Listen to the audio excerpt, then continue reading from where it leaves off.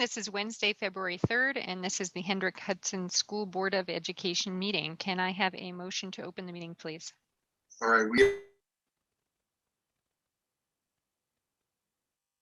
Greg, I lost Greg's audio. I don't know if he was trying to tell me something important, but can we have a motion to open the meeting, please? So moved. Second. All in favor? Aye. Okay, and we will be moving into executive session. The Hendrick Hudson School District Board of Education will convene executive session for the purpose of collective negotiations under the Taylor Law, medical, financial, credit, or employment history of a particular person or corporation, or matters leading to the appointment or employment history of a particular person or corporation, or matters leading to the appointment or employment or promotion or demotion or discipline or suspension or removal of a particular person or corporation. Can I have a motion to move into exec, please? So moved. Second. All in favor? Aye. Aye. Aye. Thank you. Okay, so for the public, we will be moving into executive session. We should be back on this Zoom call at approximately 7 p.m. Thank you. Okay, good evening. Today is Wednesday, February 3rd, and this is the Hendrick Hudson School Board of Education meeting. We are already in session, but I would like to start the public portion of the meeting with the Pledge of Allegiance. Greg, do we have a video for tonight? Please stand as we recite the pledge. I pledge allegiance to the flag of the United States of America and to the republic for which it stands, one nation, under God, indivisible, with liberty and justice for all. Please be seated. Thank you so much. Joe, do you know who that was? That was a lovely recitation of the pledge. Yes, that was, I believe her first name is Taylor Copus, and she is a student at BV. And every day at BV, they have different kids that do the announcements and the pledge. And sometimes students do it who are participating in our in-person program. And sometimes kids who are home remote are also able to send in a video. So it's very exciting. Very nice. Thank you. All right. Can I get a motion to approve the agenda as stated? So moved. Can I get a second, Second. please? All in Second. favor? Thank you, Alex. Aye. Aye. Does anybody have any items they would like to pull from the consent agenda this evening? Okay. Can I get a motion to approve the consent agenda, please? So moved. second. All in favor? Aye. Aye. Thank you. We did have one item pulled from the consent agenda, and that is the acceptance of a donation. This is actually a correction from a donation that we approved last week. It is a donation totaling $1,063.65 from the HHCEF for Chromebook styluses and gumdrop Chromebook cases. So can I get a motion to approve this donation, please? So moved. moved. Can I get a second? Second. Okay. All in favor? Aye. Thank you. And that brings us to our superintendent's report. Okay, I'm going to start with our athletic director, Tom Baker is with us. He's going to present the overview of the budget, the athletic budget for next year. But we've had a lot of activity from the governor's office to New York State, all the way down to Westchester County and individual school districts in terms of preparing for another sports season, and a lot of red tape and a lot of really important steps for all school districts to take in order to ensure student safety with high-risk sports. High-risk sports include cheer and basketball, football, wrestling, and some others. The details and the I's that we need to dot and T's that we need to cross are slowly making their way down to us. And I wanted to give Tom an opportunity to give the board and the community a quick rundown of where we are and our anticipated return to play. So Tom, go ahead. All right, thank you. So as you said, there has been a lot of information that has come our way in terms of athletics. To give you the timeline, on Friday, January 22nd, Governor Cuomo authorized the local departments of health as of February 1st to authorize the beginning of high-risk sports.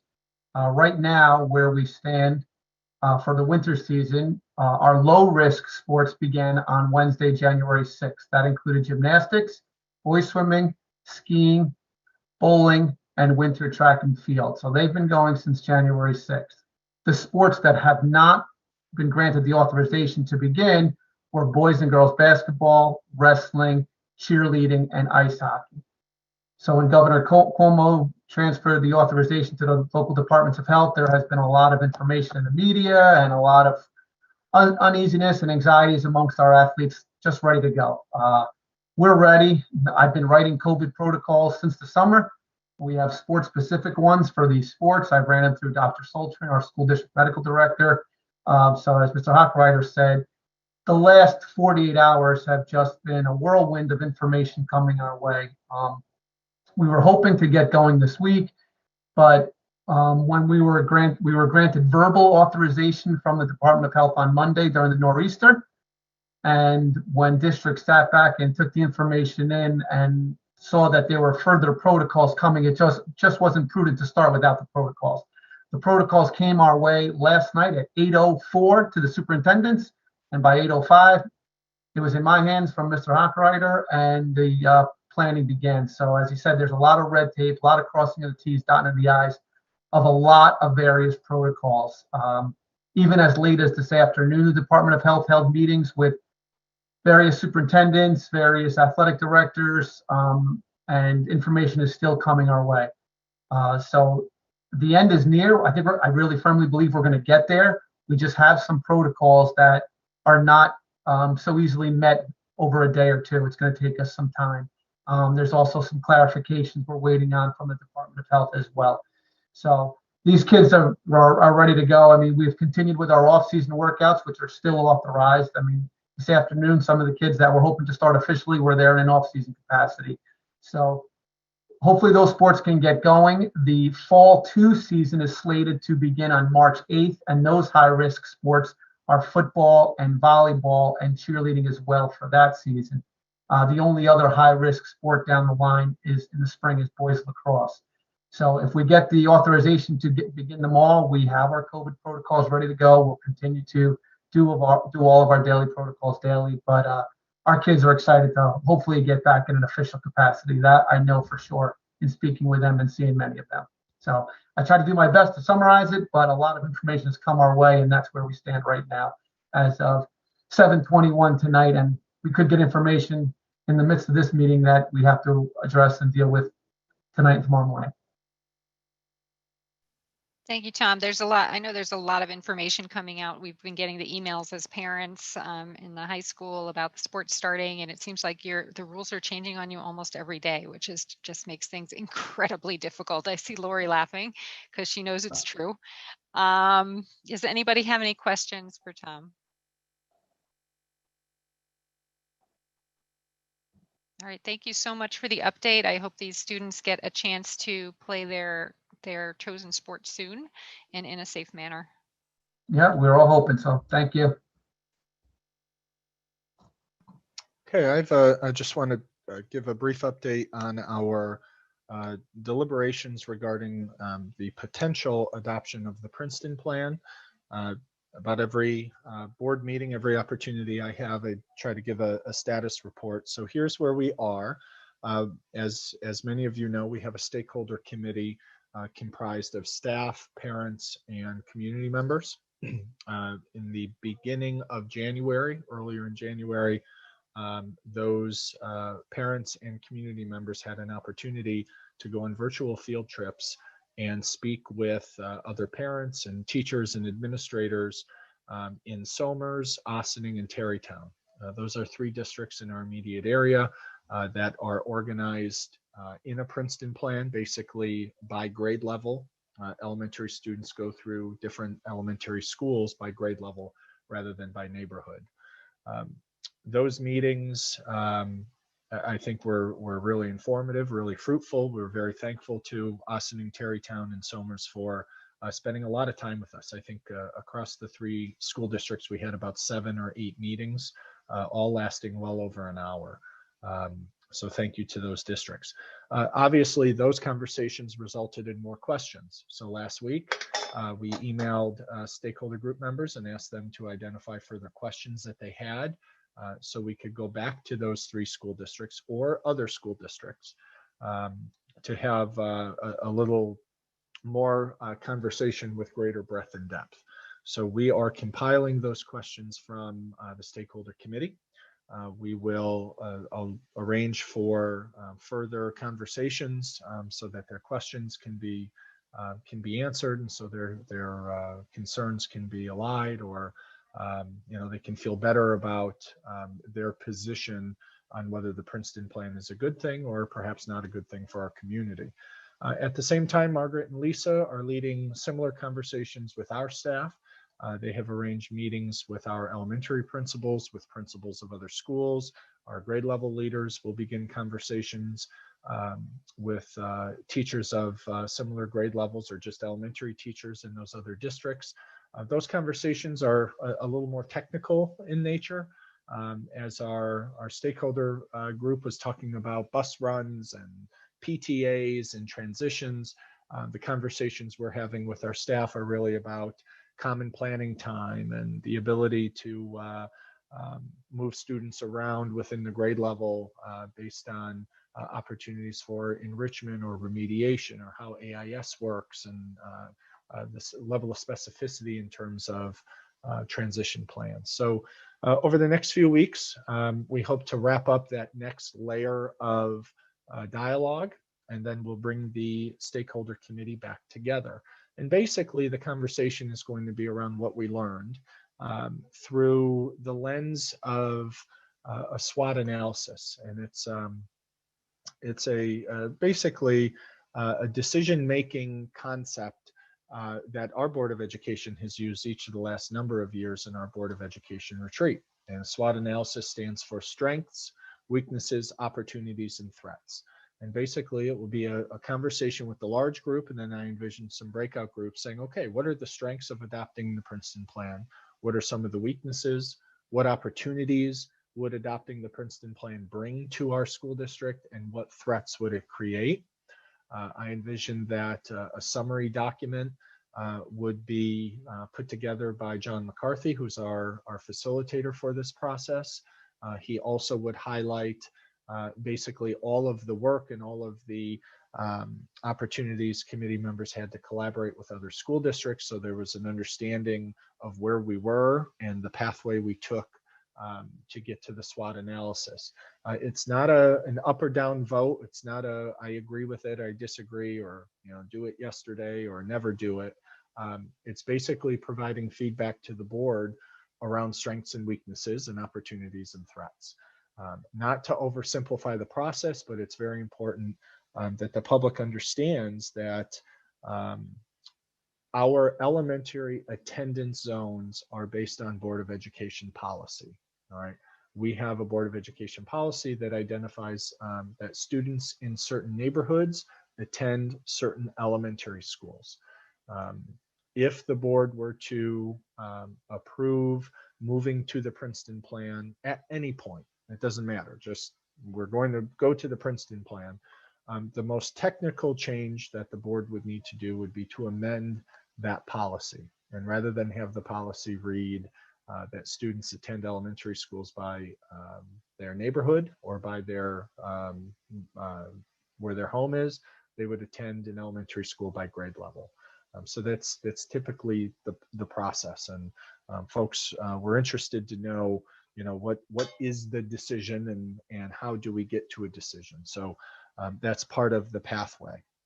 It's also important I underscore that 2 weeks ago, we had a conversation here at our board meeting where I talked about the financials of the Princeton plan, and that basically the Princeton plan is a more efficient way of staffing your elementary schools because you need fewer staff members to deliver that instructional program. And we shared some of our spreadsheets with the board and community 2 weeks ago. Margaret and I are on tour sharing that spreadsheet and discussing it with all 3 elementary schools. We had a meeting already at Furnace Woods, and next week we will meet with Frank G and BV to do a Q&A around that document. And members of the stakeholder committee also have 6 opportunities to meet with me to have a Q&A session about that document. And we've already had 2 meetings, one last week and one earlier this week. So we're trying to get people to understand the math and the finances behind how does a Princeton plan save millions of dollars. Now, with that comes a potential, or what the Princeton plan calls for, is a reduction in staff. And a reduction in staff happens a couple ways. It happens through people who retire or leave the district, which we have regularly. And another way that you reduce staff is through layoffs.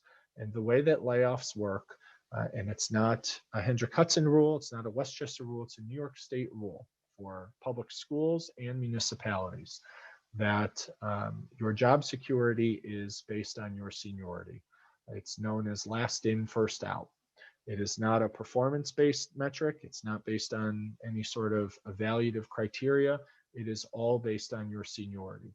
It's based on how many years of service, or months, or even weeks and days. How long of a service have you given to the school district? And we have seniority lists. Laura Nyer and Enrique have seniority lists for their respective departments. They meet regularly with the various unions to go over those seniority lists. And not to oversimplify, but that is how we would reduce staff if we don't have the requisite number of staff that would retire or resign. It's also important to underscore, going back to 2 weeks ago, that we talked about 2 groups of staff members that make up the potential reductions that generate the savings. One group are the elementary teachers. These are classroom teachers that teach kindergarten through 5th grade. And another group of people are related service providers or special area teachers. These are art, music, special ed, ENL, phys ed, reading teachers. Those teachers are organized and they're organized at a K-12 level. Their seniority is they can work in any part of our organization because New York State has given them a certification to work K-12. The elementary teachers are only certified for the most part to work kindergarten through 6th grade. All right.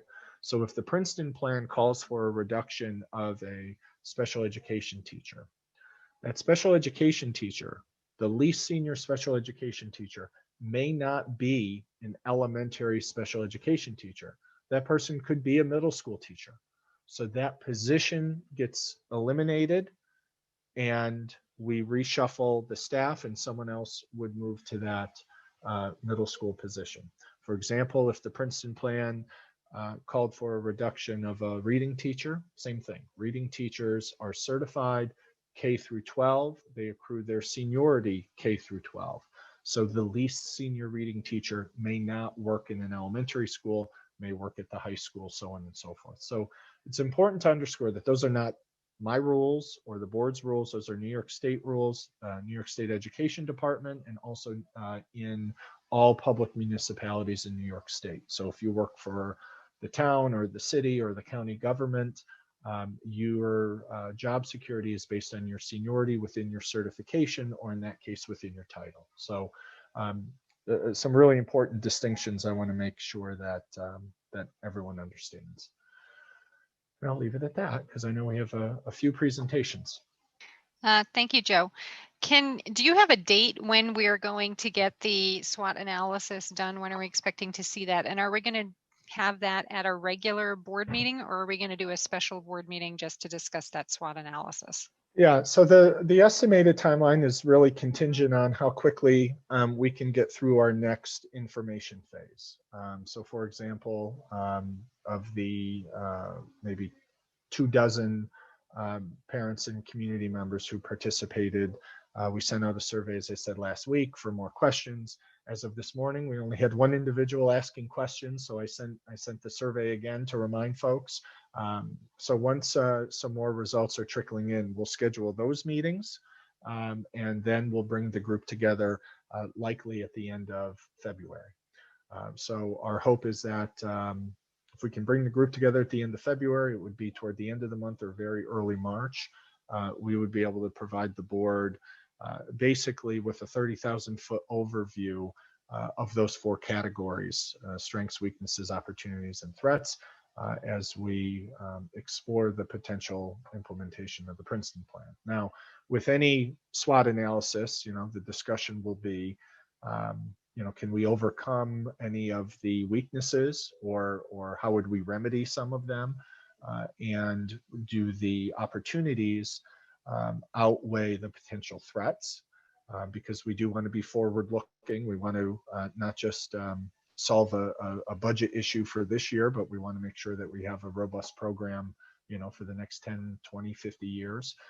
So the question is, do the opportunities outweigh the threats, and how can we try to limit any of the threats to make sure that they don't become part of the new potential system? So that would be a discussion that we would have with the board.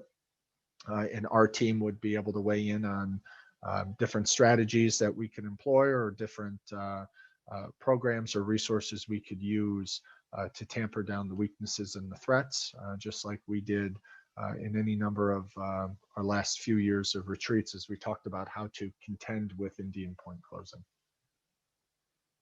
Long-winded answer to say no later than early to mid-March, we'd be able to have that overview.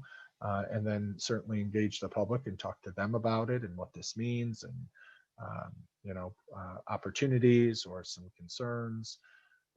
But the meetings we had with the 3 other school districts were really enlightening, because it was 10 scripted questions that came from the committee. We fired through them as quickly as we could, and then had time for basically open mic Q&A. And it was a great opportunity for some of our parents to talk to parents in other districts, to either talk them off the ledge, or tell me all the secrets about this, or give me the headaches of having 2 kids in 2 different schools, and how does a PTA work, and how do you do band concerts. So there was a level of specificity in those meetings that I think were really important, and we hope to provide one more opportunity for a level of specific Q&A, so our folks can feel a little more knowledgeable of what the Princeton plan is.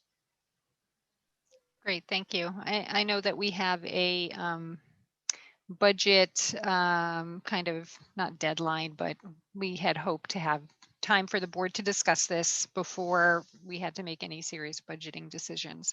So it sounds like we're on track for that. I know we've been discussing this for a long time now, and I'm glad that the committee has had a chance to do this deeper dive into their questions. And I'm looking forward to hearing what their overview is. Does anybody have any questions for Joe? Lori, go ahead. Just what we had suggested before. Beside this committee, I would hope that we would put out a community survey to see how the community feels about doing this. I mean, people are very precious about their schools and their neighborhoods, etc. So I would really like a full community survey. And if you folks answer, you answer. If you don't, it's your own fault. So just, that's not to say one way or the other, but you have to participate. Okay.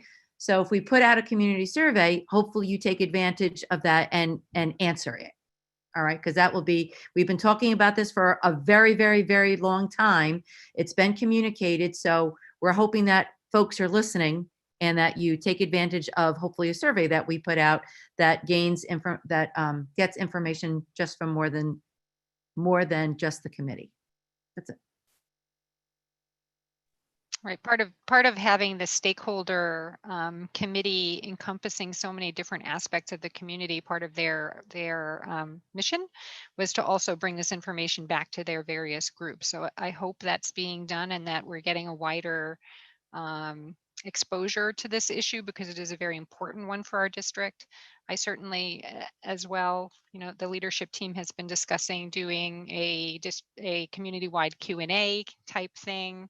And some less formal coffee chats with smaller groups if need be as we get further along in the process. So that'd be great. Any other questions?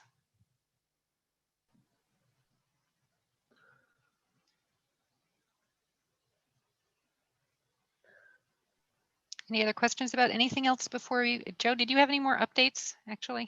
No, that Okay. was it. And we're going to just in light of some of the longer anticipated presentations we have, we were going to skip our round robin and go into the next phase, if that's okay. Okay, which also reminds me, I just wanted to say, when we do have our stakeholder report out, we'll be sure to make that a light meeting, if not an extra meeting, so that we can devote the time and attention to that topic that it deserves. Did anybody else have any questions for Joe or the team before we move on, since we're not doing the round robin? Any burning questions on your minds tonight? Okay, then that brings us to committee reports. I think Lisa had a committee report. I do. Actually, I have two of them, unless Lori wants to take over with one of them. She and I were both on the safety committee. You know what? They really kind of overlapped each other, They did. right? Yeah. Go ahead, Lisa. Go ahead, baby. The one different thing with the safety committee is that we're in the process of creating a public health emergency section to the safety plan. And this needs to be approved by April 1st, and there'll be a 30-day comment period prior to its approval. So just so all of us on the board and the district realize that this is going to be happening, this is a requirement that Governor Cuomo put in place, that all districts are going to be required to have this public health emergency section in their safe schools, in their district safety-wide plan. And so we're working on that. The other part of our safety committee meeting, which did dovetail onto the facilities, was just talking about, the updates on the construction projects and the bond project. And we had a really good meeting with our facilities committee where we got to see some pictures of the changes and the improvements that have been made with the auditoriums and the entranceways. And there's going to be a bigger presentation for everyone on the 24th of February, where we're going to get to really see in pictures and video more of an update as to what things are looking like then.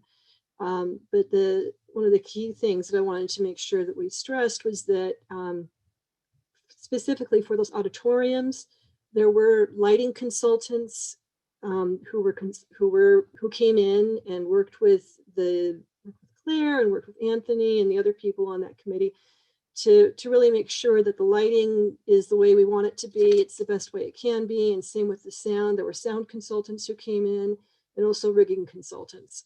So they have all had the opportunity to weigh in and let us know if indeed things are working the way we want them to. And we've had a chance to make some tweaks and some changes to things. And they're going to come in one more time, I believe, before we're done. But things are really moving along well. There's just a little buttonhole, as Anthony likes to call them, things left to tidy up and to finish up. But it's exciting to see this starting to come to the final stages now.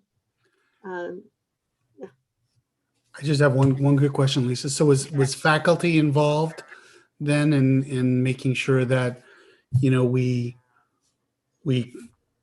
made the auditorium the way it should be, like, focused on lighting, focused on sound. It sounds like safety issues. We were told they were involved, right, Lise? We were told that they were Yeah, I consulted. just wanted to double check and make sure, and Yeah. that the right people were involved. Including the science rooms as well. They look beautiful and Mhm. really Locker nice. rooms, the So I locker know some rooms. people are a little worried that it's not coming along. It really, really looks beautiful. Even Tommy, how do you like all the locker rooms and stuff like that? They're going to be very nice for us over there. Yeah. Yeah, all looks Mhm. good. Yeah, they really do look good. I, for one, cannot wait to see the pictures. They're really neat. And, we didn't have a whole lot to look at. I mean, there weren't tons of pictures. I would have liked to have seen even more than we saw, but it was great. It was really great to get that little preview, and there'll be more on the 24th. Including the elevator and all the new doors and I'm excited for the lighting and sound system in the auditorium. Mm-hmm. Yeah. It's really looking good. Yeah. It's really looking good. a lot to be proud of. And the other thing I participated in was Westchester Putnam School Board Association had an advocacy meeting that was held just last night, or this morning, actually. It was a full day Capitol Conference thing. And we had just going over the plans for what to advocate for. And I'll be talking more about that later when we get to new business. But that's it. Okay, thank you. Does anybody else have any committee reports? The Finance Committee met during this portion of the year, I'll say. Mostly the Finance Committee meets about the presentations and asks last minute questions, gets clarification so that the presentations are as crisp and clear as they can be for the public as well. So I'm not going to make a separate Finance Committee report or ask anybody else to, because we will be seeing those presentations shortly. And that brings us to our presentations and discussions.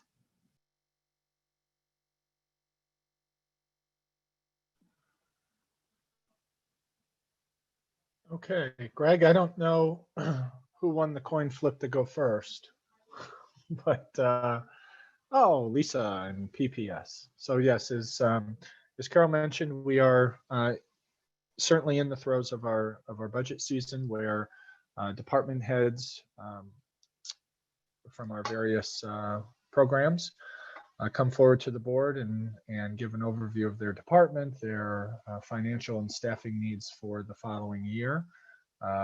As we develop the big $80+ million budget, we go department by department and get into some very specific details. So with that, I'll turn it over to Lisa.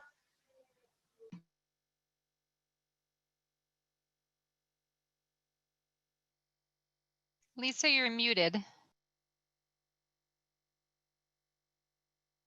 I was hoping you could read my lips. So Greg, I'm just going to tell you next when we're ready to go, if you go next. So I have prepared a budget for next year. This is us returning to school as normal. That's what we're all hoping for in the fall. This is based on our pre-COVID budget. So I'm going from this year's budget to next year's budget, and I'll explain that as we go further. So I always start with how many students do we have out of district? Currently this year we have 15. Next year we're anticipating 13. Hopefully 2 students will be graduating. I do have one that wants to graduate next January and another one that they're both out of district that would like to graduate next January. But that's all going to determine, be determined on their work. But that we definitely have 2 graduating, which will allow us to go down to 13 students out of district next year. So we are finding less and less students are going out of district and more are staying within our district, which is great because our programs are able to sustain the students we have within district. Majority of our students that are out of district are multiply disabled, and we don't have enough in a certain cohort to make a program within district. So it's going to be hard to bring all of those students back, but we're slowly bringing students back a little bit at a time, which is very exciting for us. Next. So right now, if we look at a 3-year trend, and it's hard for 21-22 to really talk about that year, but let's start with 19-20. So 19-20, we knew we had 100 K-5. We knew in 2021 that we started, that we currently have 131 K-5. Next year, it's going to be very hard to determine where we are. We have at least 40 CPSE kids. That's currently now. That doesn't mean between now and June, we won't get another 10 to 15 students classified as CPSE students coming in. We don't know how many of them will come into program and how many of them will come in as related service or how many will come in as declassified. Due to the fact of COVID, most of these students haven't had any related services or any services of program due to parents not taking advantage of teletherapies, and therapies are still not going into the homes. They're slowly opening. We did have a BOCES meeting about 2 weeks ago where BOCES shared, and our state representative, our school regional officer also shared with us that some of our community-based preschools may be going out of business, and districts will be responsible for implementing the IEPs in the 21-22 school year. So it's kind of scary for us because that's a lot of kids and a lot of IEPs when we think about 3 to 5 year olds. And it's a lot of work with a lot less reimbursement than what our teachers are used to being paid and what we're used to paying people. So, and the reimbursement for the state is very little. That being said, we're talking about 140 students, and it could be anywhere up to 160, depending on where students are when they come in. However, several of our families are saying they're probably not going to send their students to kindergarten. They're going to quote unquote redshirt them and keep them out another year. If they do that, then students won't have services because if they don't continue through a program, services will be discontinued and parents will have to use their own insurances. School will not be responsible for them. Right now, I know 3 to 5 families that are not sending their students to kindergarten. We haven't looked at that in this number right now due to the fact that we want to make sure it's guaranteed. We still keep them on our list just to plan. We'll know better as the week after February break, we have set up with the Hendrick Hudson Free Library to do some screenings of students. So we have set up with at least 15 to 17 parents to bring their families in, and our related service people, as well as our teachers. We'll be going to the Hen Hud Free Library. We've reserved rooms to do some assessments, to do some screenings, so we can at least know where these kids are. And we'll get some eyes on them and we'll get some hands on them. As you can see, the trend from 6 to 8, of course, is going up. It doesn't go up as dramatically as the K to 5, but it is increasing a little. And same to 9 to 12. So we're looking anywhere from the 3-year span of 297 up to at least 400 students, depending on where our CPSE students fall into play at that point. Any questions on that? Yes. Alex? Hi. Yep. So I haven't seen the data prior to 2019, but just looking at it, it seems like the trend seems significant. Is it not significant? Is it just that I don't have the background knowledge? But Well, it seems your like the K case. to 5 really does look a lot. It is significant. Your 6 to 8 and your 9 to 12 really isn't significant because you had large pockets of kids. So you had a large group graduate last year and then a smaller group come in, but then you'll have a large group come in the following year. So it really depends on what band they're in. So the K to 5 though is huge for us. More and more kids, but you have to remember this last year we had 32 kids move in. Majority of them were elementary and they came with IEPs. And COVID has really pushed us to a point of where we're really trying to educate families on, we don't go right to classification or 504. We're going to the RTI, and it's hard if you're choosing to keep your child remote, if we can evaluate them to really say there is a disability or there's not because they are remote. So K to 5 is a large group because you're going for anywhere from 100 to 140. But again, those are estimated numbers until we know really where our CPSE kids are.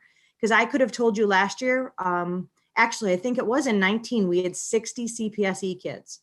Of those 60, only 15 came in with services that needed a program. The others were related services and went to building level. Okay. So it's just really, COVID is really hurting us, and it's hurting because the CPSE kids, if they don't go to a program, sometimes the providers go into the home, and parents are really, really scared about COVID. okay. And I guess you'll talk about how this would impact the budget in the next couple of slides, whether we're at the lower end or the top end. I will. Thank you. Yep. Any other questions? Yes, Lori.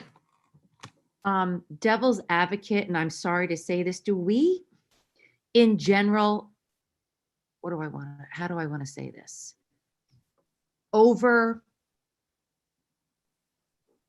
Provide? No, because I think we do an excellent job. Okay. I think we're among the top, I have to tell you. I agree. Do we over-diagnose in general, not just us? But do you think there are a lot of cases? Because like, you're right, this is a lot of kids.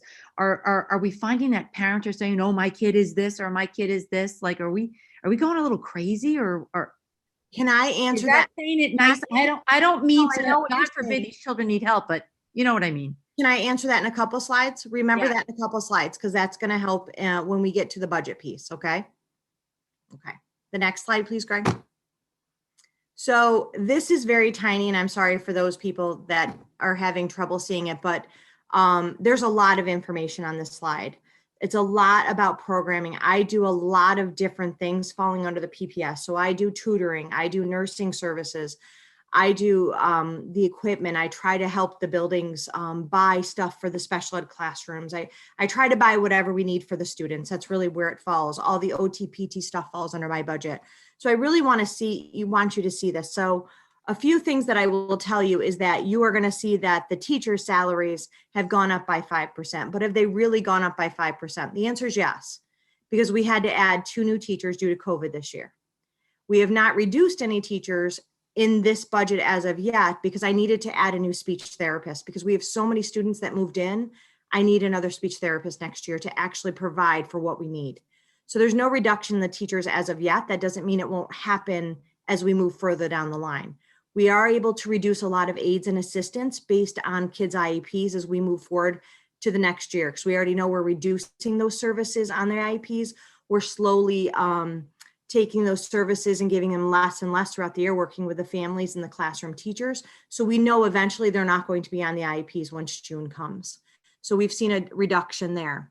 A lot of my lines have stayed zero for the last 2 to 3 years. I haven't had to increase them because we've been able to get what teachers needs equipment-wise, supply-wise, working in collaboration with the school principals.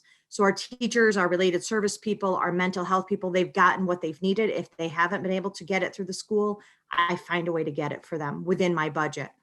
The lines that you're going to see the decrease in is where we send kids out of district. So we know kids are graduating, but we always have to keep that special spot, a few extra dollars in case we get 2 more kids that come in that need to go out of district. Or we get a kid that moves from the middle school to the high school and just can't handle it, and I don't have a program. We have to be budget. We have to be ready to go. BOCES goes up every year if we want it to or not. It's just something that happens. And as I had said before, if we have multiple disabled students, we don't have the programs in district and we don't have the means to create them. If we have 3 or 4 kids in a cohort, that might be something we can do, collaborate with other districts, get some tuitions. That's another whole story. So when we think about all of this that's happening, we then have to say, how much is it, BOCES? I just flat out ask them, what percentage are you charging me next year? It helps me budget. I don't want to know how much each program is. Just give me an overall percentage. So that's how we do that. Transportation goes up. If we're sending kids to Northern Westchester to Southern Westchester, we have to find different routes everywhere. Liz charges me, and it's all aidable though. So that'll be on another slide that I show you. We are getting aid back on that. So that does help us. But to answer Lori's question, as far as are we over servicing them? It's a very interesting conversation. Providing too much. That's not what I mean. Okay. Go ahead. Providing I think the services we give are absolutely like, yes, they have to have what I'm saying, are we over diagnosing? Oh, well, we don't diagnose, remember? You know what I mean? I'm using wrong words. Over-classifying. Are we over-classifying? That's the word. I will say. I don't mean just us. I mean in general. In general, I can't speak. I can speak to us. I know we've really asked parents to provide us with the documentation. We do ask. Margaret and I, in conjunction, have been working with buildings for the RTI process. I have an intern right now, Chris Marino. He's an elementary teacher going for his admin degree. And part of his admin degree is to do K-5 RTI to look at our process. So RTI, for those that don't know it, is the response to interventions. There's 3 levels of response. And the first is your classroom teacher doing some basic reteaching in the classroom. Then you have your level 2, your level 3. And then we start talking about, is special education needed? But there's a lot in place before you can get there. So to answer your question, Lori, yes and no, but it really depends on what we're talking about. I think sometimes in society right now with COVID, I think we're all so nervous about our child not learning because we're remote, and I have to be remote because my parents live with me, or I have a young child that we have to be remote, and parents get nervous because their child can't attend. I can't attend to the computer 6 hours a day.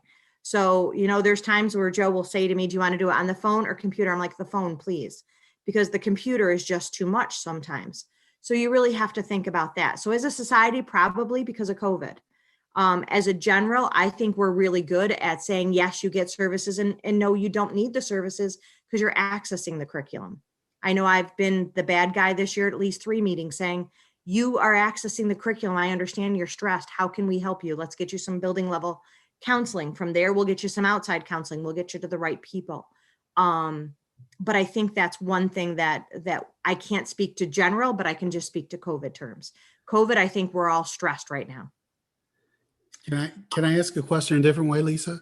Absolutely. Do we think that maybe parents are better educated and have more awareness, and maybe the fact that they're with their children more now during COVID, that maybe they're able to recognize the needs a little bit more, and that's why the numbers are going up?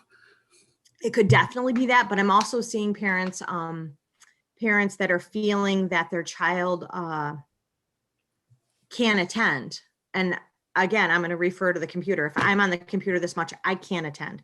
There's only so much you can. And then the anxiety that the computer is creating, because it's immediate, right? It's that immediate gratification, or it's that immediate notice that you have an assignment due. Yeah. So all of a sudden that anxiety builds up in the kids, and they haven't had that. Like when you leave period 1, you go to period 2 and you write down your homework, it's due in 2 days, you go to period 2. You don't have that same anxiety because you forgot period 1 already. You already wrote it in your planner, or you put it in your notebook, or you put it on your phone. Now it's going from one to the other to the other. There is no get up and move and talk to your friends break, right? Yep. So Yeah, that anxiety is always there. I kind of feel like the numbers are lower than I expected in the increase. Oh, really? Yeah. I would have thought, given everything going on, that you would have had a much higher number. I'm not saying that we're not having higher referrals. That's not what I'm saying. But as far as do they fit the regulation requirements, that's a different story. Right.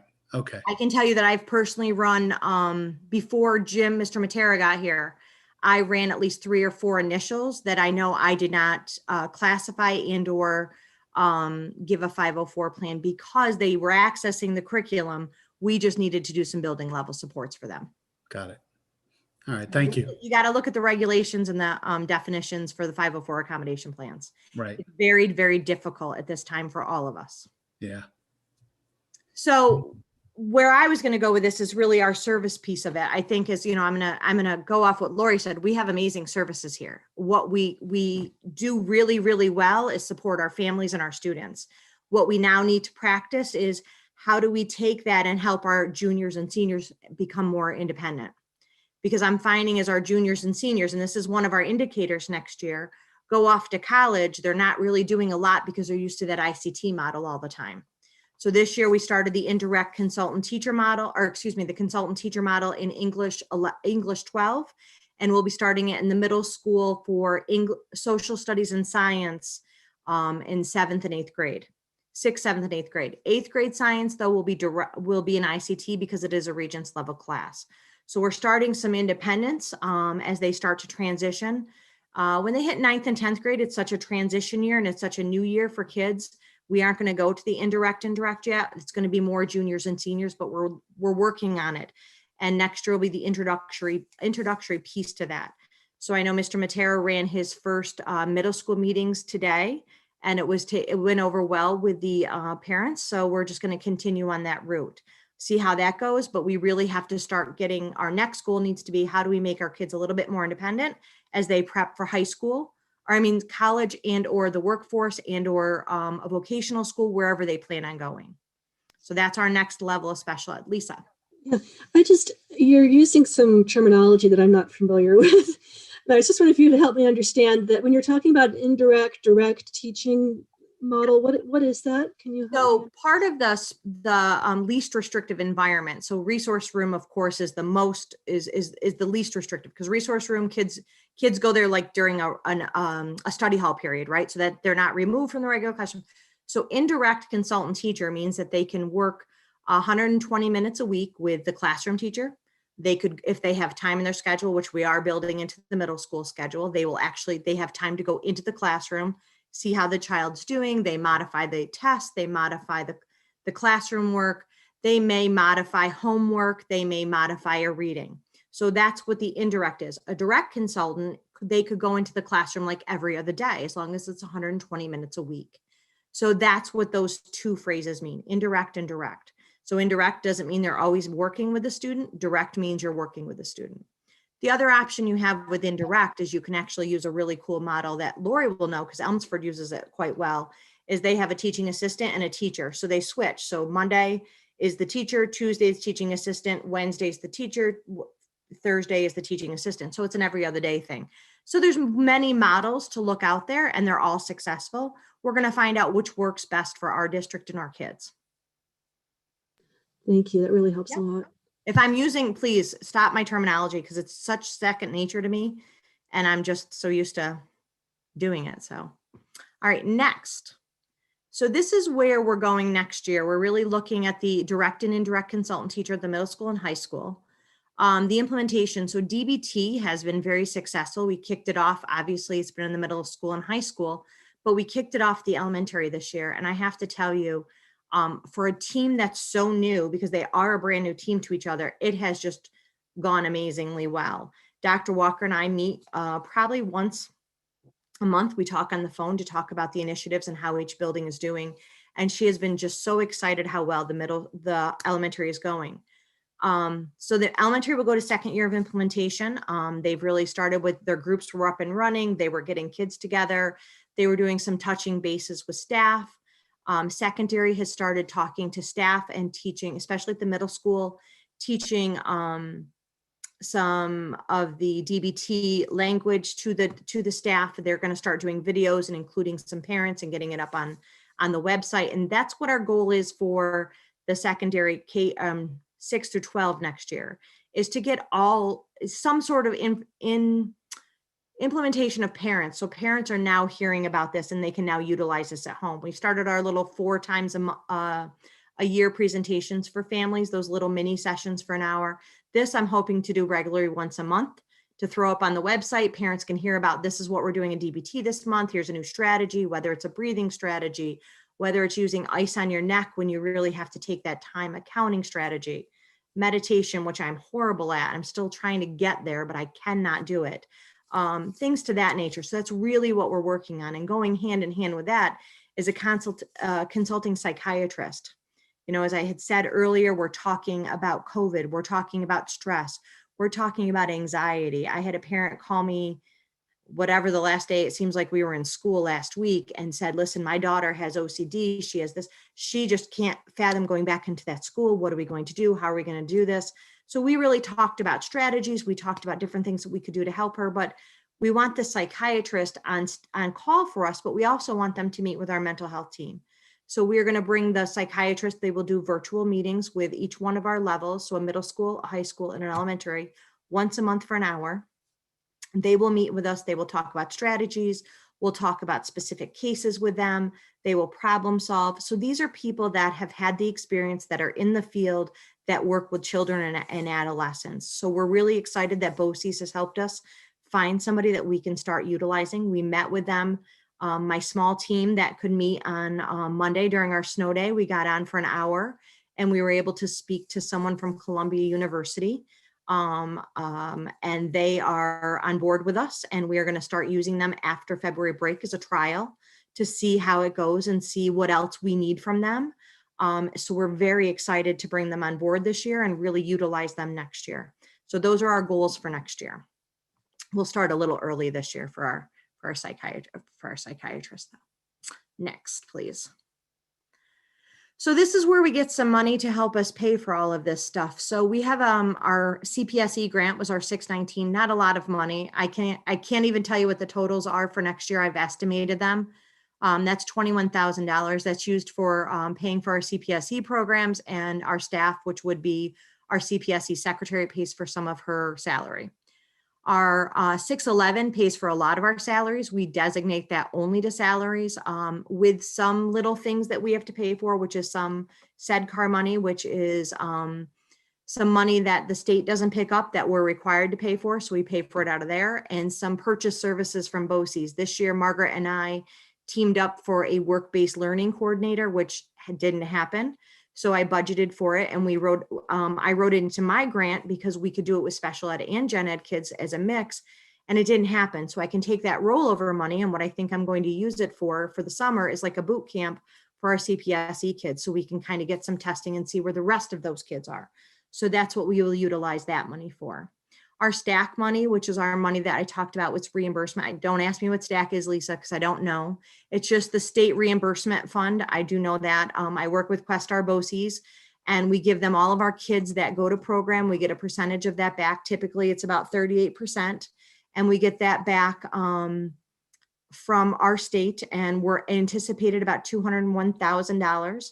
I know they gave me like a hint that we'll get a March payment, but they're saying they're not sure what happens after March. And it kind of shocked me. So I'm getting everything done that I can before March so we can get as much money as we can from them. Our tuition from ABC is about $710,000, almost $711,000, anticipating the same amount next year because we're not really sure how many kids we'll have. I will tell you our ABC classes, based on the students that we currently have, based on our incoming students, we will have one open slot, and that will be one slot at the middle school. The rest of our K to 12 classes will be full. We won't have any space to take any more tuition kids except for that one spot due to the number of kids we have in program already. So that's pretty full. And then we have a couple kids in our ICT or special classes in the middle school that come to us from other districts, that their tuition and the related services, that adds up to about $169,000. Any questions there? If we do go to Princeton Plan, this is one thing that I shared with Joe, is that we could take our 12-1-1 classes and split them up and allow more space for tuition kids, because we do have a couple kids that do come to our 12-1-1 classes, and those are classes that most of those students will eventually get into an ICT class and hopefully just end on a track of a general diploma versus alternately assessed, like our ABC kids that will go for the credential versus a typical diploma. So that would be an option with Princeton Plan if we do go that way as well. Next slide, please. So this is how we break down up our grants, and I kind of already spoke about that. So we do a lot of the purchase services really is paying for those county level and state level special ed programs. So that's how we use the money. A lot of our 611 actually supplements our special ed teachers or related, anybody that works 100% with special ed, we can put their salaries in that grant. Next, please. Any other questions? I know I answered a lot while we were talking, but are there any other questions I can answer for you?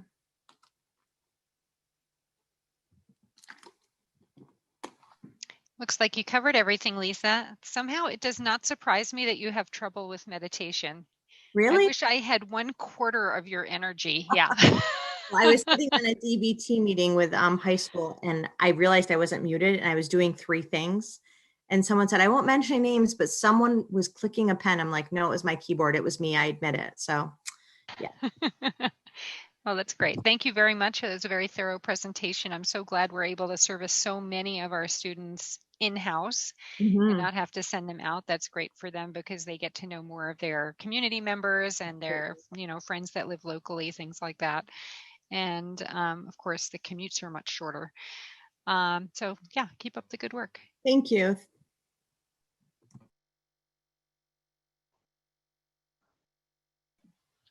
Okay, Tom Baker, the floor is yours. All right, thank you. Yes, I'll do the same thing, Greg. When I'm ready for next, I'll just go. So if we can go to the next slide, I'll get going here. So typically, I start off with some of the success that we've had this year.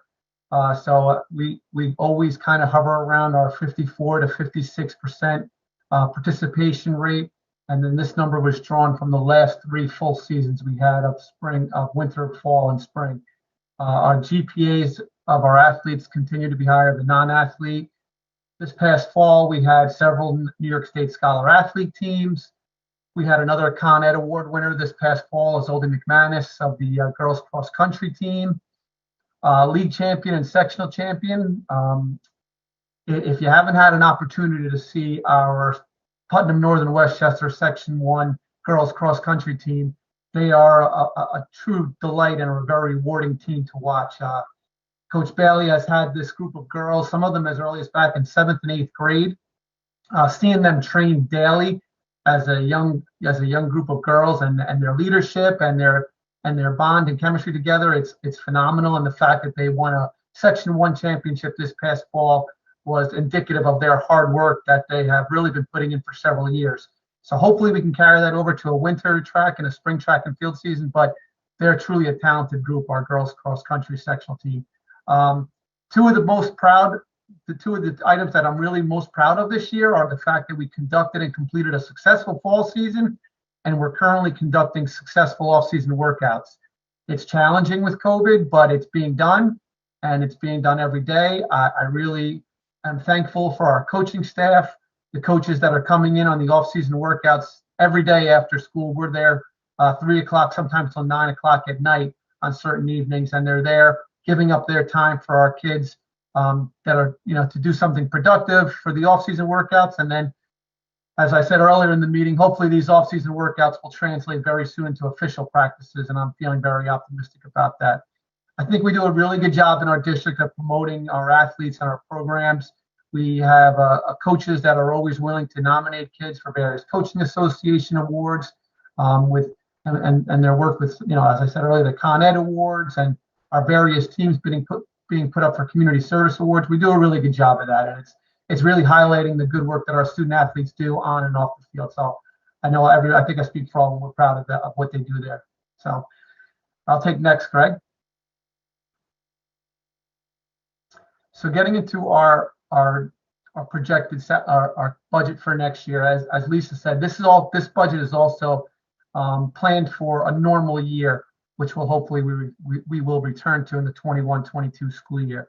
So the first slide here are our contractual lines: the coaching salaries, the staff salaries, and overtime. The coaching salaries, it's a little more than 2%.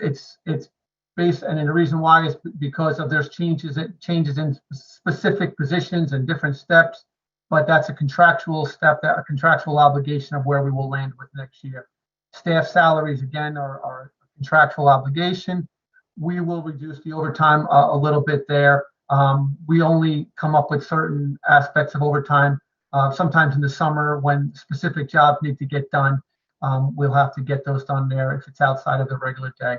So this slide represents where we will be for our contractual lines. I'll go to the next one, Greg.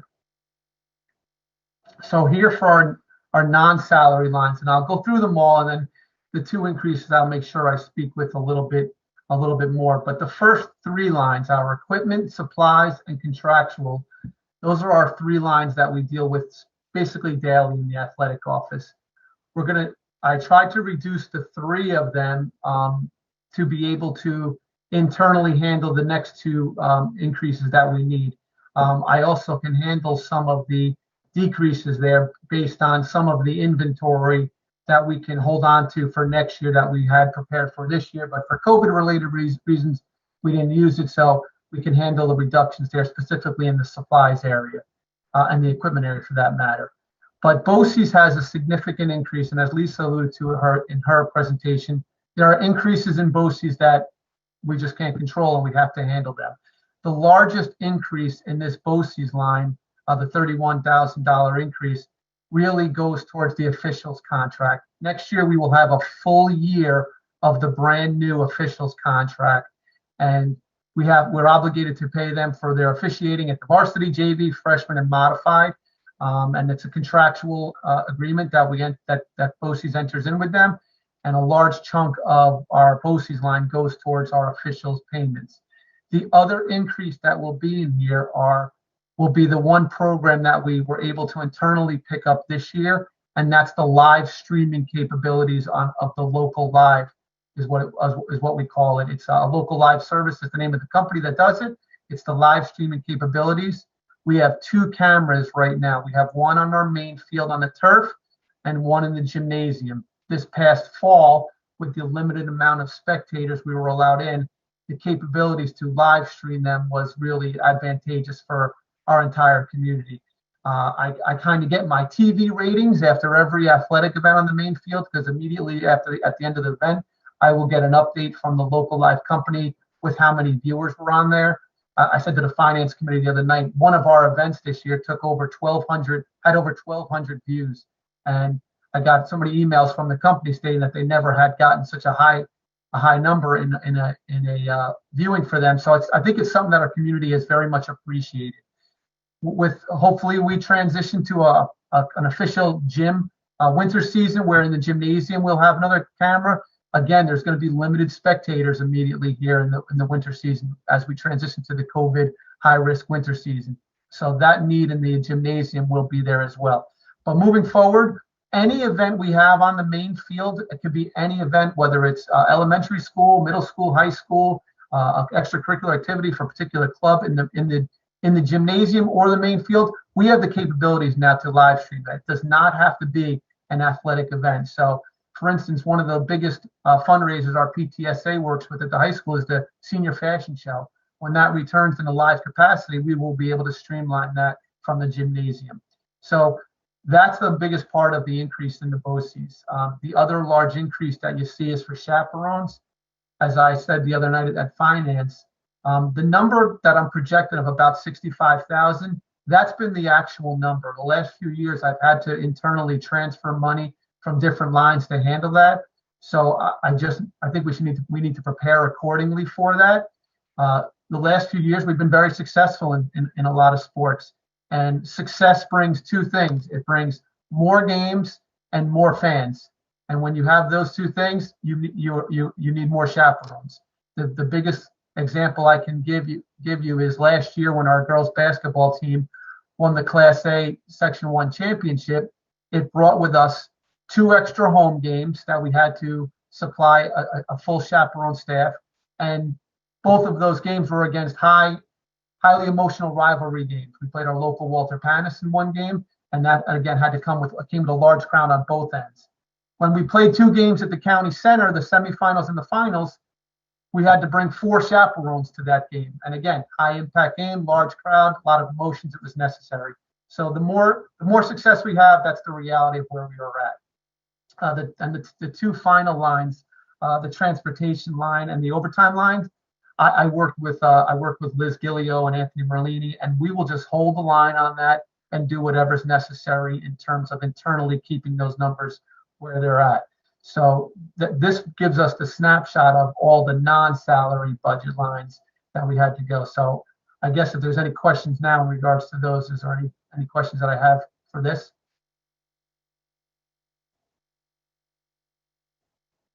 All right, I will go to the next one then, Greg. This culminates the contractual and the non-contractual pieces. So the 3.9% difference really comes from those 2 pieces that I had just spoken about with the BOCES and the chaperone. But the BOCES is the largest one, and it's really out of our control. And I will speak a little bit more detailed on the next few slides. So I'll go to the next one, Greg.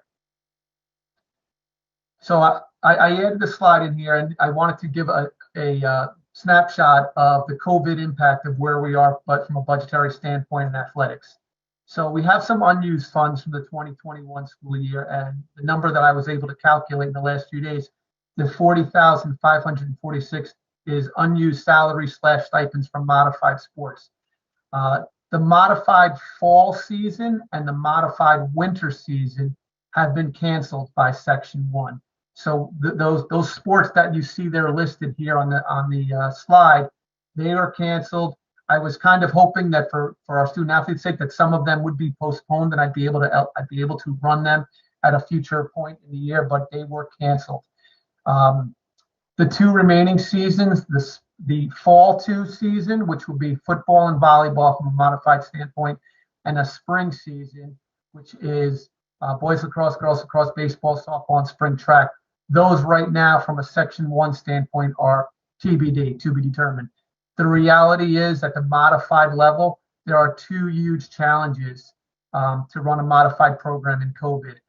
The first challenge is the amount of students that are remote. Getting a middle school student back in the afternoon for 3:15 practice is not as practical as the high school student. So it's the remote virtual aspect. And then the second piece of that is transportation, is being able to, would we be in a position that we necessarily have to transport kids throughout the day to get them back for practice? So the practicality of running a modified program has presented challenges during COVID. So that's where we stand from that. There could be a potential for more unused funds, but the reality depends on what happens with the remaining part of our athletic schedule. We could get unused funds that are chaperones, officials, and future stipends. I talked to Mr. Catalan the last few days. At this point last year, the athletic department spent $580,000. Right now, where we're at the same point, we've only spent $225,000. So it just gives you an idea of where we're at. But a lot can change in the next few days, as I talked about earlier, with the authorization and moving forward with some potential high-risk sports. So there's a lot of change that could happen, but otherwise there's the potential for some more unused funds. So I'll go to the next one. So we've had a lot of success. As I keep saying, we really do a lot with what we can right now. I'm very proud of the fact that we were able to conduct varsity and JV boys, girls soccer, field hockey, girls tennis, cross country, girls gymnastics, bowling, skiing, boys swimming, and winter track and field. We did that. We've done that right now. That's about 289 athletes have participated on these teams. We have another, and that 89 has already gone up since this morning when I edited this presentation. We're over 100 now for registered for high-risk winter sports. And as I said earlier, hopefully those in the next few days, we will get that authorization and move forward with more kids. Our off-season workouts that I continue to speak about, we've run them for all the high-risk sports that have not granted the authorization. The coaches have come in and done what they are allowed to do from our Department of Health. So we have specific guidelines that we must follow. We do them. We have COVID protocols. Kids that are registered for a particular workout will fill out their COVID screener. They'll arrive on site for their practice, whether it's in the gymnasium, on the turf, at the Blue Mountain Middle School gymnasium. Coaches take their temperatures before they enter, and then they begin their workout. We have allotted a maximum number of participants, and every day the workouts are sold out. We call them. They sell out every day. Whatever number we set, they sell out. So we have done a lot in terms of being successful with what we could from a COVID standpoint. So I think my next slide speaks to some of what our kids have said, and these words probably are the most meaningful in the presentation here, and I'll read them so people can at home if they want to hear. But Sarah Mandelkow is a senior cross country. She was a member of our Section 1 championship team. She's been a long time three-sport athlete on these sports. Sarah's going off to Sacred Heart University to continue her track and field career. So thanks to Section 1, we were able to have meets, and we ran each race like it was our last. But luckily, we made it to the end of our season with great success. Practices during the week and meets on the weekend added a sense of normalcy to my life, and it gave me something to look forward to, which had a positive impact on my mental and physical health. So it says a lot in that little snapshot there from Sarah. Kira Verada, again, another multi-sport senior athlete. Kira will be going off to Iona College to continue her girls lacrosse career. So she says, personally, this will be the last time I am eligible to participate in certain events, more specifically soccer and basketball, and cannot express my gratitude enough to be given this opportunity to finish it out for the last time. Although many obstacles have occurred over the past year, you have done so much to make this possible for us. This meant the world to all of us athletes, whether being a freshman or seniors. She doesn't mention girls lacrosse because she'll be continuing her career at the next level. And our final one, Frankie Godino is a senior football and baseball player. Frankie will be going off to Penn State next year in the fall. And I'd like to thank the Henn administration, athletic director, and coaching staff for encouraging and allowing our football team to perform our limited practices during the pandemic. Although we have been limited to the size and length of time we practice, being able to get together with teammates has been the highlight of these uncertain times. We've been able to get together and focus on our goal of winning. We've been able to discuss our new Class B schedule and welcome our new players to our team. So I think what those kids say are really powerful for what we have been able to offer to them this year. So I'll go to the next one. I included some pictures here, so I'll just give a little summary of each of them. Our first one to the left is our talented senior athlete runner, Isolde McManus, our Con Ed Award winner and member of our Section 1 championship team. We were able to have our cross-country meets up at the Milton Sports Complex in Milton, New York, and it was as good of complex that was able to handle a cross-country meet as we had. We didn't have the opportunity to run at Croton Point Park or typical meets throughout the section that we've had in past years. So we were able to go here on most Saturdays, and that's her finishing up in her mask and following the guidelines, which makes me proud. Our middle picture is our coach DiNardo of our girls varsity soccer team. These are how our protocols work every day. That's how they enter the site to come in. And our final one is some of our JV boys soccer players on Officials Appreciation Day. We gave the two officials a nice hen hut gator that they can have for social distancing and for the future. I have some other pictures on the next slide. These were some of our senior award ceremony, senior recognition nights, our girls soccer senior ceremony, our boys soccer senior ceremony, and our field hockey senior ceremony. So being able to have all these during COVID is something that I'm really proud of. And I know for a fact this because the kids have been very, very conscientious of thanking everybody for offering this opportunity. So I'll go to the next slide. So our line increases, as in summary, our staff salary is contractual. The BOCES line, I talked the full year of officials contracts. There's a slight increase in BOCES programs. We do purchase some programs through BOCES. It gives us a better discount on them through their price.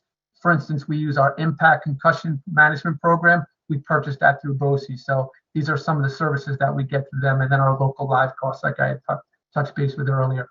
And our chaperone, some of the reasons, as I alluded to, why that line is an increase. So I'll go to the next slide. And we continue to be fiscally responsible with this. As I said, we took an inventory. We will save on what we can save for next year to hold that line.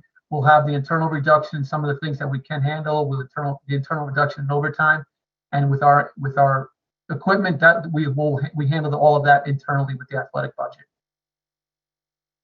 And I always like to finish up with we still offer. We have not deviated on our programs that we're offering. We have 31 different varsity programs. We offer a lot of diversity for our kids and our student athletes throughout the year. A lot of opportunities are there for them.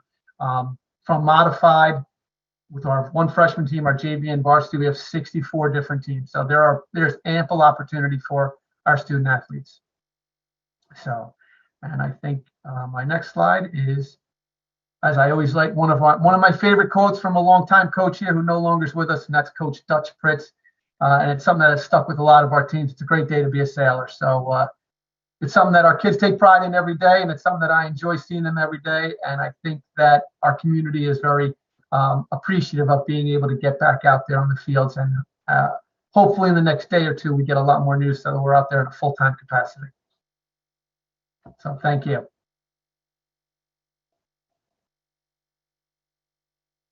Thank you, Tom. It's great to see the kids out there. I'm a student athlete myself, and she certainly appreciates being able to participate in sports. It's a great way to bring some semblance of normalcy to this really weird time. And Yes, as I you could agree. see, as you could see from those statements, it's very important to the kids as well. So thank you for keeping the program going. As we said earlier, I know that guidelines are changing every day, and you guys have been right on top of that. So we definitely appreciate that. Does anybody have Thank any you. questions about the athletics budget tonight? All right, good job. Thank you. All right. Thank you, everybody. Have a good night. Thank you.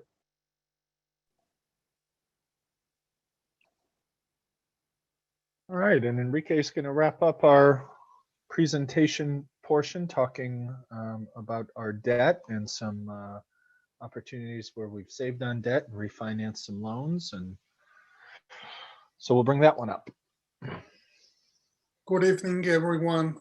This is the exciting presentation of the night. We're going to talk about our short-term and long-term debt next.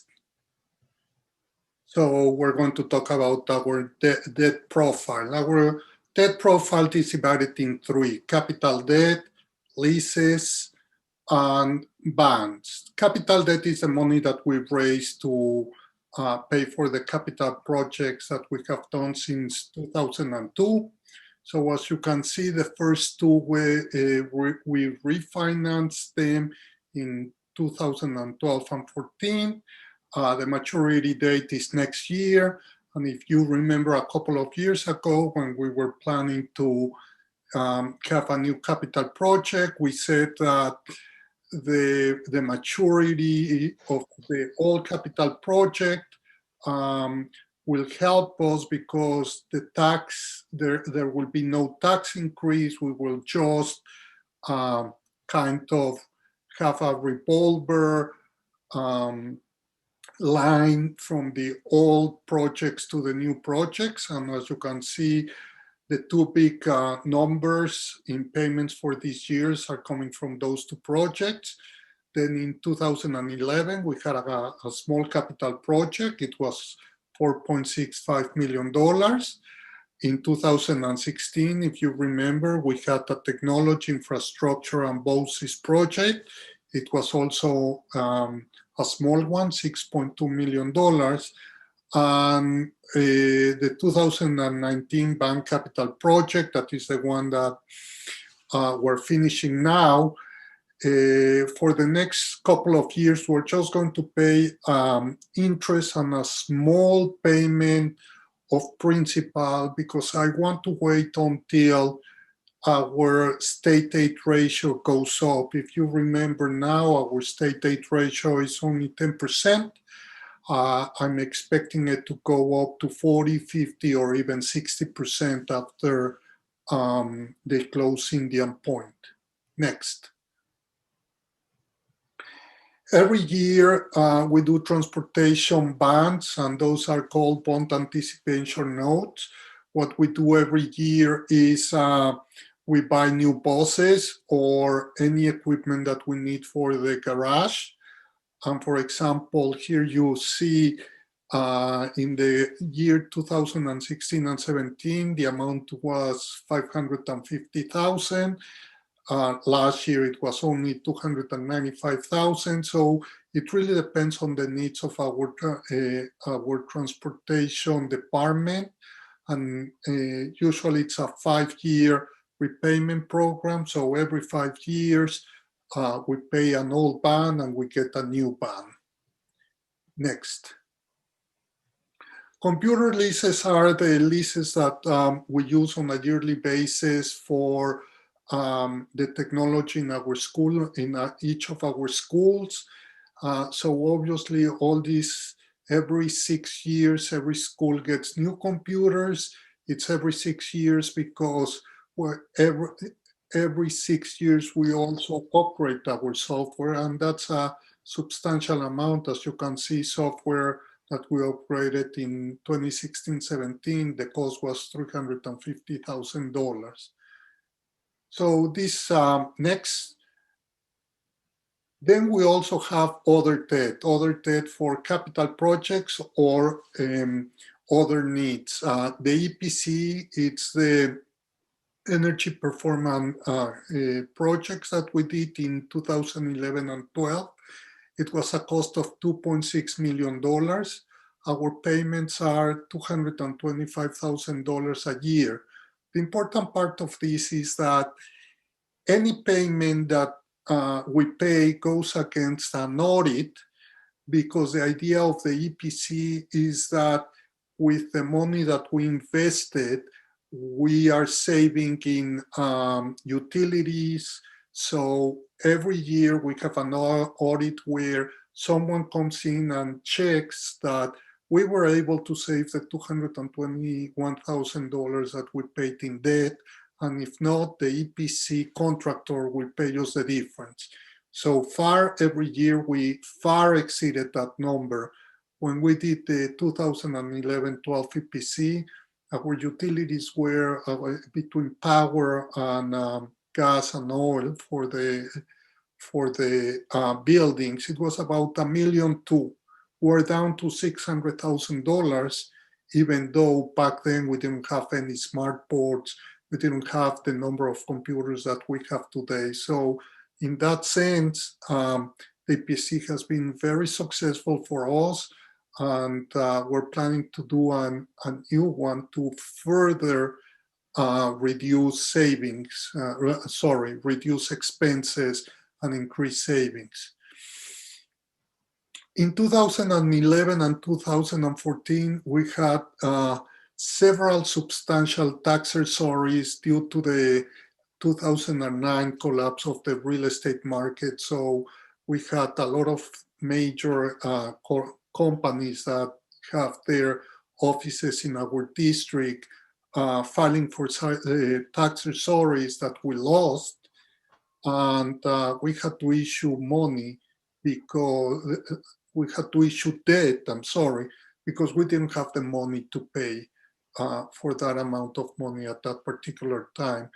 The 2011, this year is the last year, and for the 2014, the year 24-25 is going to be the last year, the maturity.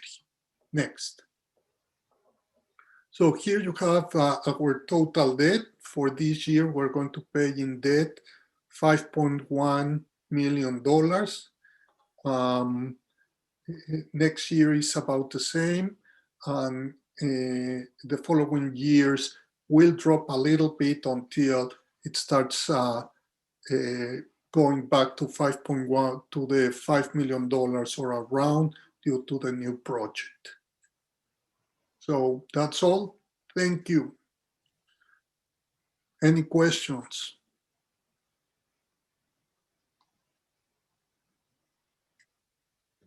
I don't have a. Lisa has, wait, Lisa has a question? Yeah, I was wondering something with the computer leases, Enrique. I know that we had to provide more devices to our students because of COVID. Did that have a big impact on that computer leasing program, or was it something we were already set up and we were close enough to the 1-to-1 ratio to be able to handle that? Well, actually, in that sense, Lisa, what Laura decided to do was shift from desktops to Chromebooks. So we spent a little bit more money than expected in the last couple of years to go to the 1-to-1 ratio. But for a while, Laura's idea was to start shifting from desktops to Chromebooks. But she's here to tell you a little bit more about it. Hi, everybody. So yes, the original plan a few years ago was every building was doing Chromebooks every year replacement. And then in that process, there's also a lot of hardware behind the scenes that needs to be replaced. With originally the projected plans for this current school year was that the Blue Mountain Middle School was going to get all their devices replaced. So we were going to be replacing their desktop computers in the teachers' classrooms. We were going to be providing Chromebooks on a 1-to-1 basis, but to be kept in the classrooms. We were going to pull the desktops from the library, put Chromebook carts in there and iPad carts in there. We were just in the final phases of figuring all that out with the technology team before COVID happened. So then we quickly had a shift. So at that point, we did have the money set aside for the lease for those purposes. And then we quickly had to reallocate and figure out how many Chromebooks we did have.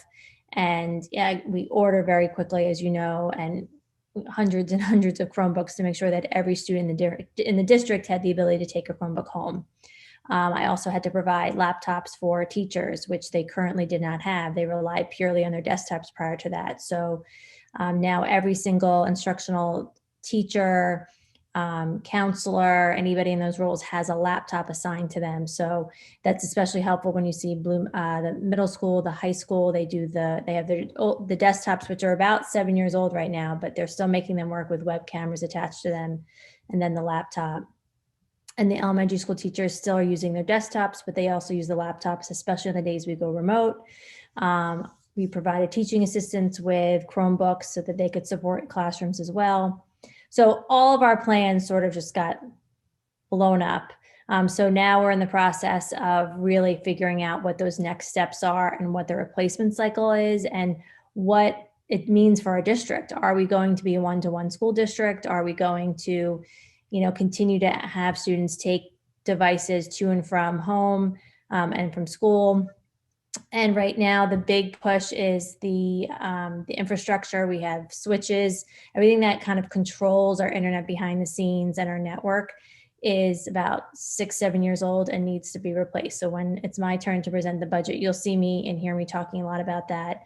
Also replacement of all of our access points, which control the Wi-Fi in all of the buildings. So that's a lot of the next steps. And then trying to utilize the Chromebooks we did just purchase, even though a lot of Chromebooks last really only about 4 years. There's a licensing structure attached to them. We've pushed a lot of them to last longer, but the goal is to probably replace Chromebooks about every 4 years. So trying to reimagine what that life cycle looks like, almost on a 6-year plan of sorts.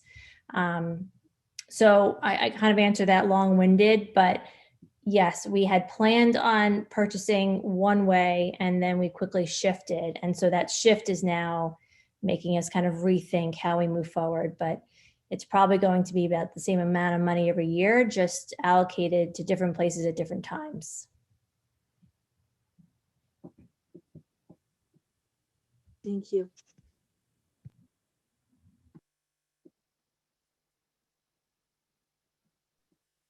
Any other questions? All right, thank you, Enrique. It was really great to hear that our energy plan has produced so much savings. That was one of the earlier initiatives that the district took on to try to keep our tax increases lower, and it's been very successful. So, And excellent. that was not the only one. We also have the solar panels. We also have LEDs, and the next step is to change the whole lighting in the district to LEDs, and that will happen probably next year. We actually were in the midst of putting together an RFP. We just want to finish completely with this capital project, so we don't have two capital projects at the same time. But hopefully next year we'll see all LEDs in our district. That's excellent. Okay, that concludes our presentations for tonight, correct, Joe?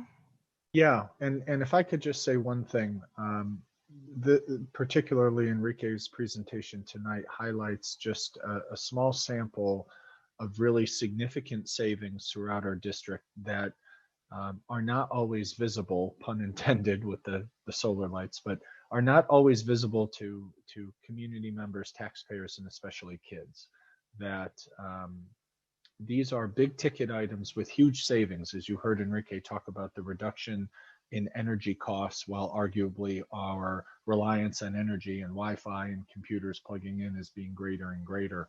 And I share this because we always get to a point in our budget development when we engage the community around tax increases. And it's no secret that we are looking at more substantial tax increases in the next number of years than the 1.04% increase we had on average over the last 10 years. And it's savings like these and other projected savings, moving our entire our lighting system to LED and other areas that we save in very quiet ways, because the last resort for us is to have huge tax increases or to eliminate programs and services to kids. And I'm asked every budget year, well, what else are you doing? How else have you tightened the belt? You can't just rely on tax increases or take programs from kids. And we heard a lot of really concrete examples tonight. And I just hope we remember those, and I hope the public remembers them, because we engage in those studies and try to find those efficiencies so that we can reduce the burden on taxpayers and so we can keep our world-class program. So it was a really short, but I think important presentation tonight. So thank you. All right, thank you. Thanks for highlighting that, Joe. So our next section is our policy reading. Our policy is on leaves of absence, and these are corrections to an existing policy or revisions to an existing policy. The reason that we're making these revisions is there has been a clarification or a change in the law. So we needed to correct some of the wording in this policy. Does anybody have any comments or questions about this policy? Actually, we have to start reading it at some point. So let's do a reading first. Would one of the policy committee members like to start the reading? I will. Policy number 9116, leaves of absence. The board recognizes that leaves of absence may be necessary for the employees. Thank you. Yeah, so Greg, if you scroll down, there are two sections that are highlighted in red. And the first one is leaves of absence for screenings for, it used to say breast and prostate cancer. Now we've changed that to just screenings for cancer in general. And then towards the end of the section, the Family and Medical Leave Act, there has been some clarification on that act. So we're changing that to the district to comply with state and federal laws regarding family and medical leaves, which leaves this a little bit more flexible in case there are further changes, and also is stating that we're going to comply with the law. Does anybody have questions or comments about this policy before we have a vote on it? And I don't think we have to have a first reading and a second reading because this is a revision. We can just vote tonight unless there are questions or clarification that's needed for us to push it off for a second reading.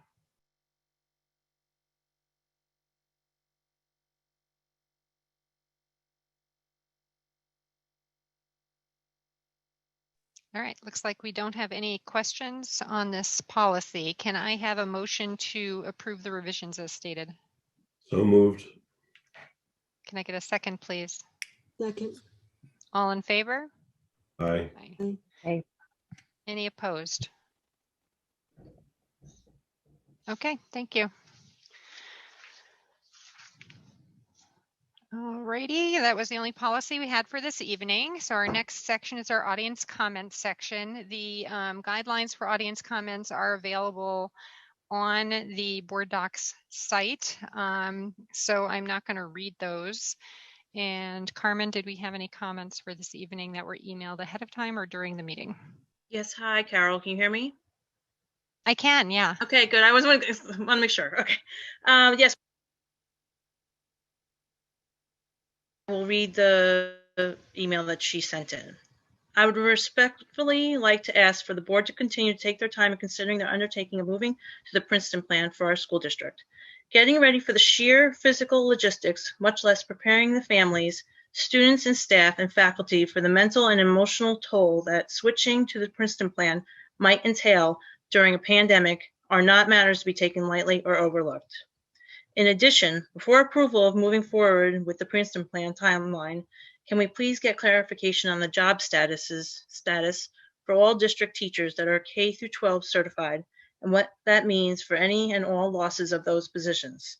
The intent for this question is to clarify that any job cuts that happen due to implementing the plan may not only impact the 3 elementary schools, but could potentially affect staff at BMS and the HS levels under the last hired, first fired policies. Respectfully, Rhonda Malhotra.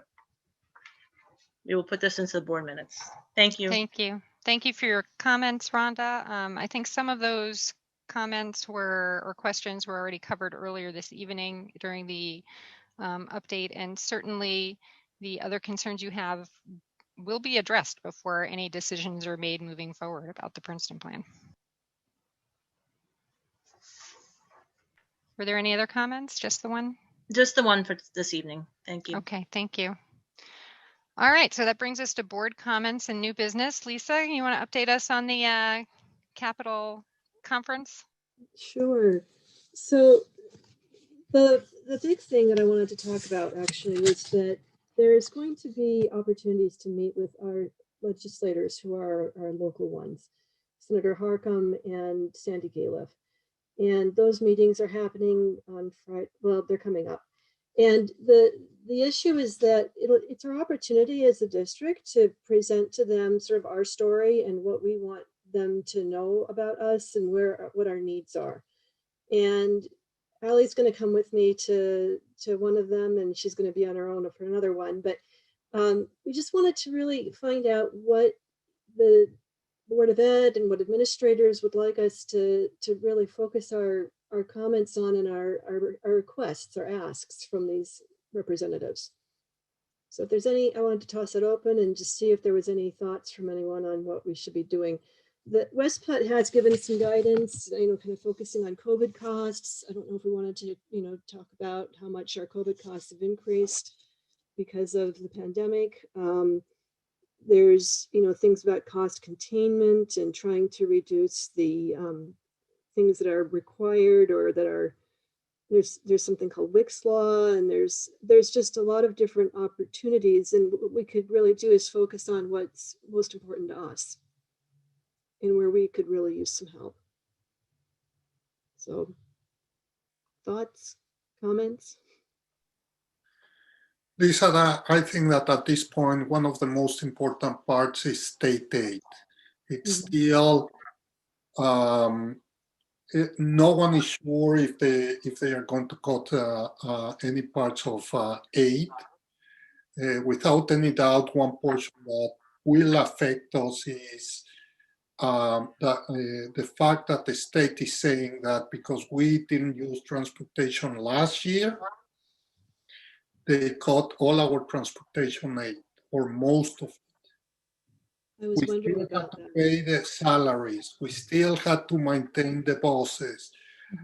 Really, our cost was exactly the same. Maybe we saved, I don't know, I'll say 15,000, 20,000 in gas and diesel. Besides that, there was no savings for us. The mechanics had to work every day. We paid all our drivers and chauffeurs.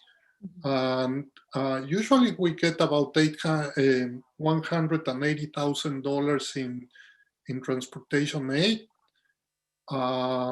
This might go down to 20,000. Okay.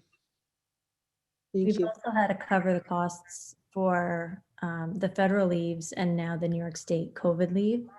And so we're still very unsure if districts will be reimbursed for any of that. So, but since the start of the school year, the district has had to cover the cost of all of those leaves. Right. Those are good options to focus on. Thank you for those suggestions. Is there anything else? And I'll just mention the elephant in the room about Indian Point and its impact on us. We have direct and frequent conversations with Assemblywoman Gallup and Senator Harcum, as well as members of the governor's team. And in fact, we have a task force meeting tomorrow night. So they are well aware of our financial projections. They're aware of all the painstaking issues that we have to overcome in terms of trying to balance our budget and make sure that the community can continue to afford their tax bills. So we have very private and specific conversations with them as well. In fact, it was almost a year ago. It was the end of February last year. Enrique and I spent the day with Senator Harcum and his team and the governor's team reviewing our long-range forecasts. And a couple weeks later, we were in a pandemic and schools were closed. But they are uniquely aware of the issues that impact Hendrick-Hudson specifically. So while there are a lot of policy decisions and a lot of impacts of those policies on our district as well as others, we have continued to advocate for our unique situation.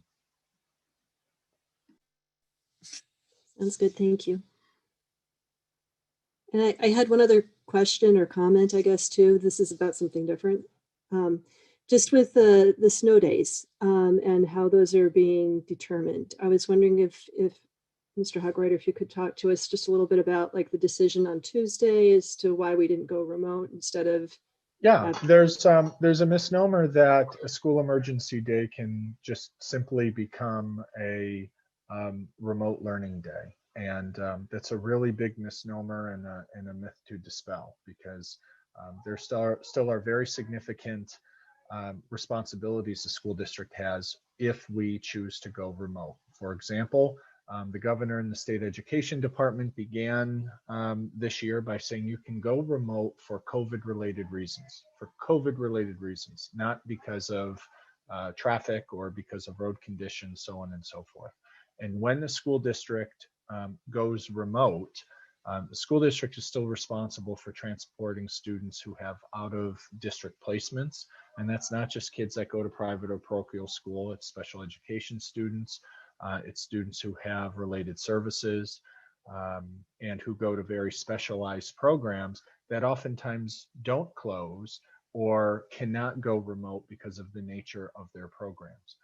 Also during remote days, those are remote days for students, and staff can report to schools if they wish, meaning teaching staff, but support staff, secretaries, and other departments would still normally report to work. That the only function that's remote is the teaching and learning function, but the back end of the district still needs to operate. The other factor I mentioned related services. We have a number of students that can only receive their services live and in person, that they can't receive them remote.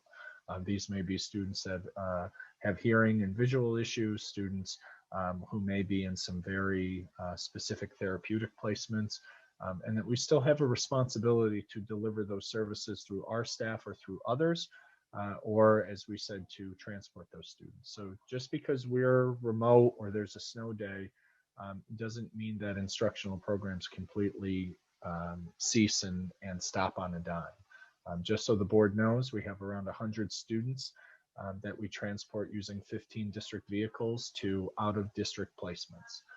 That could be a private and parochial school, but it could also be schools in the southern part of the county or in Rockland, or very specific programs that meet certain needs. So we have to take that whole situation into account. The other reason is connectivity. I don't know about many of you. I lost power 3 different times Tuesday morning. Our schools did lose power, had intermittent power, at least I know of a number of them. And all of our snow days are accounted for, meaning we pre-budget our snow days in advance in our school calendar, and that if we don't use enough snow days, we extend vacations or Memorial Day break. And if we use too many, more than 5, we take those away. So it's important to understand that if we had had a remote day on Tuesday, as successful or as inconsistent as it would have been because of power and connectivity issues, that would replace an in-person educational day that would take place later in the school year. So the way we plan our school calendar, and Margaret leads that initiative and is working with the committee as we speak, our district budgets every snow day in advance, and other districts do not. Other districts, for every snow day they have to add on one more instructional day to make sure they meet the state threshold. So there's a lot of nuance that goes into this. You heard Enrique mention earlier about an interest in making sure state aid is fulfilled. Every year we have to demonstrate to the state that students were in school at least 180 days and had requisite clock hours or seat time. And we're not certain right now, because the guidance is unclear, is whether or not remote days that are not COVID related are going to count toward seat time and count toward our minimum standard. And we don't want to be surprised next year that instead of having emergency days, which are approved, that we had, instead of snow days, we used remote days, and then we are not eligible for state aid in those days. So some districts do it differently because they have different agreements with their unions, and some just account for their time differently in their school calendar. But it's not as simple. It's more nuanced than the roads are too bad to travel, so everyone just stay home. We will when we feel that we can, but we were one of many districts that didn't feel comfortable doing it and had too many other reasons why it wasn't viable at that time. Thank you very much. I've learned after 8 years on the board that every time I think a decision is like intuitively obvious and goes one way, there are so many other factors that I'm not even aware of that are playing into that decision. It's mind-boggling. So thanks for the clarification. Does anybody else have any comments? I have one more, but I don't want to jump on anybody else's time. All right, so I just wanted to point out that there have been some website changes to the board tab that have been long overdue, and we're very happy to see them being implemented. So if you go to our board website now, there is information on what it means to be a board member, what the responsibilities are, how to run for board trustee seat, with some links to some information on that topic as well.